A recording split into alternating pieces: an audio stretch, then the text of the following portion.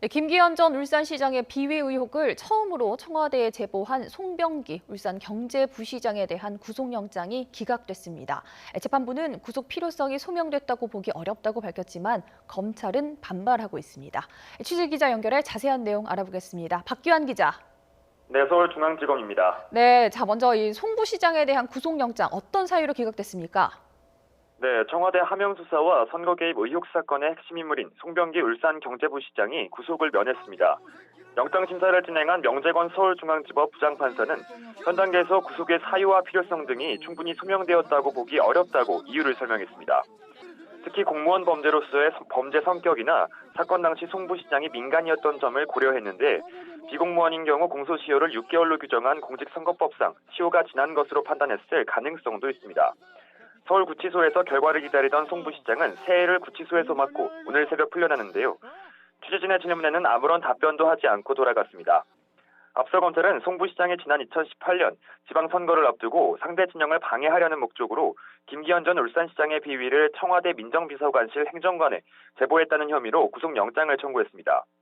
또 송철호 시장의 선거 캠프에서 일하면서 울산시 내부 정보를 유출하고 청와대 인사들로부터 공약 관련 정보를 전달받거나 경선 경쟁자였던 임동호 전 더불어민주당 최고위원에 대한 제거 전략을 논의했다는 선거 개입 혐의도 있습니다. 송 부시장 측은 어제 영장심사에서 모든 혐의를 부인한 것으로 알려졌습니다. 문제의 업무수첩에 적힌 내용은 송철호 울산시장 선거 캠프 회의 과정에서 들은 내용일 뿐이고 당시 민간인 신분이던 송 부시장이 청와대와 경찰을 움직이는 것은 사실상 불가능하다는 겁니다.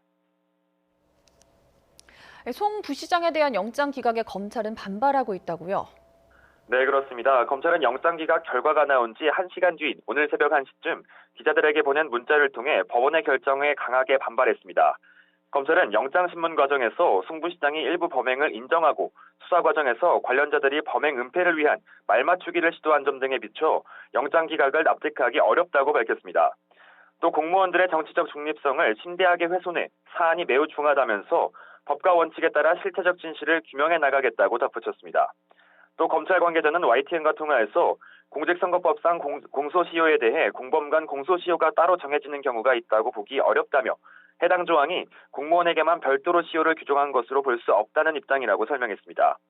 이번 수사가 시작된 지 첫 구속영장이 기각된 만큼 앞으로 수사에도 차질이 불가피할 것으로 보입니다.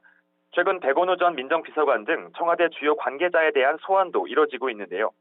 특히 사건의 핵심 당사자라고 할 수 있는 송철호 울산시장과 황운하 전 울산지방경찰청장에 대한 조사도 앞두고 있는데 이번 결과로 일정의 차질이 생길 가능성이 커졌습니다.